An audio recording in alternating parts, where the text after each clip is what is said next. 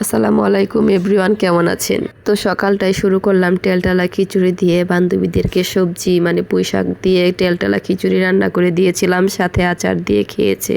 তারপর টেলটেলা রং চা খেলাম মশলা দিয়ে, যেহেতু আমাদের টেলটেলা ঠান্ডা লেগেছে।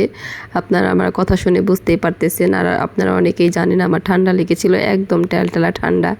সেই জন্য দুপুরে বেশি কিছু আয়োজন করতে পারি নাই, জাস্ট একটু আলু ভাজি করেছি আর একটু কুমলি শাক ভাজি করেছি, আর গরুর মাংসের কালা ভুনা করেছি, আর টেলটেলা ড্রিঙ্কস দিয়েছি ওদেরকে খাওয়ার জন্য। যাই হোক, ওরা খেয়ে খুবই মজা পাচ্ছিল। তারপর এক বান্ধবী চলে গিয়েছে, কারণ ওর অফিস ছিল। আরেকটা বান্ধবীর আমার মতোই টেলটেলা ঠান্ডা লেগেছে, যার কারণে ও যেতে পারে নাই।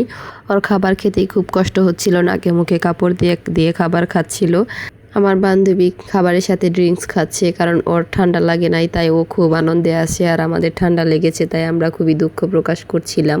তারপর কথায় কথায় বান্ধবীকে বলছিলাম, বান্ধবী এত ঠান্ডা নিয়ে রান্না বান্না করলাম, কেমন হয়েছে খাবার দাবার? বান্ধবী বলছিল না, খুব মজা হয়েছে।